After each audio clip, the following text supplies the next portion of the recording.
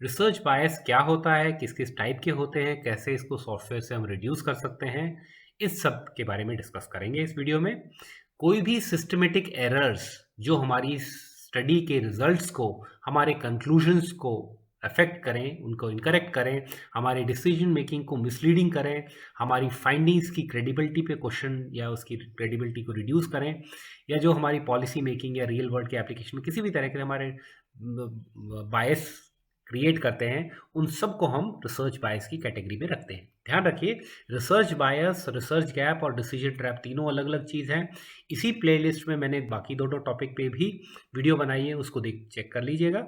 अभी हम सिर्फ रिसर्च बायस की बात करते हैं, जो कि लेट्स से हमारी फाइंडिंग्स को डिस्टॉर्ट करने वाला कोई भी चीज़, वो अलग अलग तरीके से होता है, उसके बारे में अभी बात करेंगे। और हम टूल से इसको मिनिमाइज कर सकते हैं।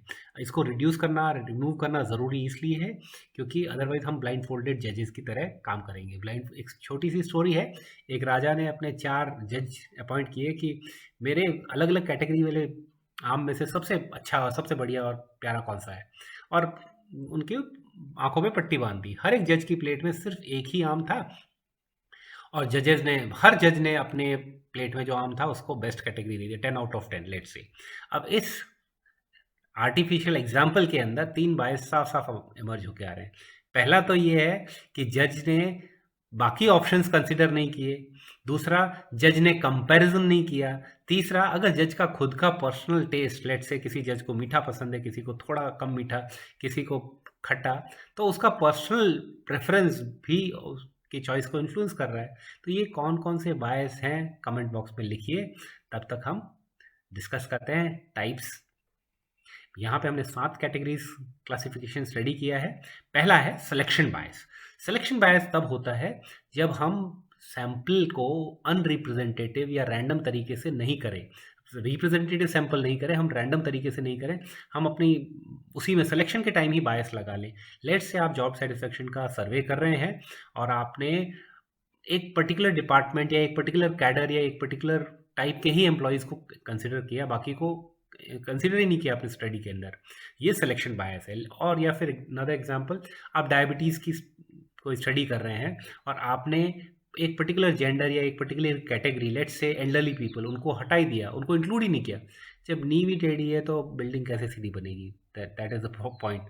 सिलेक्शन बायस ये है। Second is confirmation bias. Confirmation bias तब होता है जब आप प्री एग्जिस्टिंग बिलीफ्स के साथ में, आप अपने धारणाओं से, आपकी पुरानी बिलीफ सिस्टम इतने स्ट्रांग है कि आप डेटा को भी उसी हिसाब से इंटरप्रेट करते हैं। हाँ, आपने लेट्स से आप एक एंटरप्रेन्योर, आप वर्ड आते ही आप सोचते हैं कि ये ऐसा होगा, उसके पास प्राइवेट यॉट होगा, उसका बैंक बैलेंस ये होगा, और आप उस स्टडी के अंदर फेलियर्स को या स्ट्रगलिंग वाले एलिमेंट्स को उनका डेटा ही नहीं लेते आप, या उनको इंटरप्रेट ही उस हिसाब से करते हैं। ये कंफर्मेशन बायस है। ये अनदर एग्जांपल, आप एक हिस्टोरिकल स्टडी कर रहे हैं, आप हिस्टोरियन हैं, और आप क्योंकि आपका जन्म किसी पर्टिकुलर धर्म में या किसी पर्टिकुलर कम्युनिटी में या किसी पर्टिकुलर नेशन में हुआ है, तो आप अपने जो भी डेटा आपके सामने आ रहा है, आप उसको उसी तरीके से इंटरप्रेट कर रहे हैं। That is again confirmation bias. Third comes जब आप अपनी फाइंडिंग्स ही इसको पब्लिश कर लेते हैं, इस टाइप के स्क्यूड चीज़ों को, या जानबूझ के पब्लिश करते टाइम भी पॉजिटिव रिजल्ट्स को हाईलाइट करते हैं, नेगेटिव को नहीं। फार्मास्यूटिकल कंपनीज ऐसा करती हैं कि साइड इफेक्ट्स को, डेंजर्स को, उन सारी चीज़ों को इफेक्ट ज़्यादा हाईलाइट नहीं करती, उनको सप्रेस करने की कोशिश करती हैं। That is called publication bias.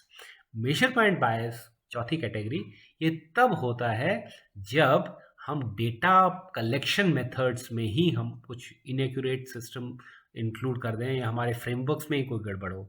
For example, आप सर्वे कर रहे हैं और आप सर्वे करते टाइम आप अनबायस्ड क्वेश्चन पूछते हैं। अगर आप सर्वे के क्वेश्चन में ही लीडिंग या लोडेड क्वेश्चन डाल दें और फिर आप बोलें कि हमारा अनबायस्ड, तो वो आएगा नहीं। लेट्स से आप आउटडेटेड आईक्यू टेस्ट पुराना यूज़ कर रहे हैं और आपका स्टडी का रेलेवेंस है लेट्स से लेटेस्ट स्किल्स या लेटेस्ट टेक्नोलॉजी, और आपने पुराना आईक्यू टेस्ट लिया हुआ है, तो पुराने आईक्यू टेस्ट में तो मॉडर्न स्किल या मॉडर्न वाले जो जिस फील्ड की स्टडी करना चाह रहे हैं वो इंक्लूड ही नहीं है। तो आपका मेजरमेंट ही अपने आप में स्क्यूड, अपने आप में बायस्ड होगा, राइट। ये टूल और मेथड से रिलेटेड है, इसकी प्रॉब्लम वहाँ पे है। अब ऑब्जर्वर बायस और रिकॉल बायस दोनों को साथ साथ थोड़ा समझिए, फिफ्थ और सिक्स कैटेगरी को। ऑब्जर्वर वो जहाँ पे ऑब्जर्वर से रिलेटेड है, रिकॉल वो जहाँ रेस्पोंडेंट से रिलेटेड है। देखते हैं एक एक करके। ऑब्जर्वर बायस तब होता है जब रिसर्चर की एक्सपेक्टेशन के कारण ऑब्जर्वेशन के अंदर कोई इफेक्ट हो। लेट्स से फॉर एग्जांपल कोई डॉक्टर है और वो डॉक्टर ने ऑब्जर्वेशन में एक देखा है कि इस पेशेंट को ये थोड़ा ज़्यादा ही रिएक्ट करता है या ओवर रिएक्टिव पेशेंट है, और ये डॉक्टर का ऑब्जर्वेशन है राइट। और इस कारण वो ड्रग का या जो इंजेक्शन दिया है उससे रिलेटेड पेन को डॉक्टर खुद बोलता है कि नहीं इतना पेन नहीं होता है, वो अपना शायद एग्जैजरेट कर रहा है। ये ऑब्जर्वर के लेवल पे बायस होता जा रहा है राइट। लेकिन इसका कॉन्ट्ररी रिकॉल बायस तब होता है जब रेस्पोंडेंट से रिलेटेड, पार्टिसिपेंट से रिलेटेड, लेट से आपसे पूछा जा रहा है कोई 10 साल पुराना इंसिडेंट और आपकी मेमोरी उस टाइम 10 साल पुरानी शायद अफेक्ट हो गई है।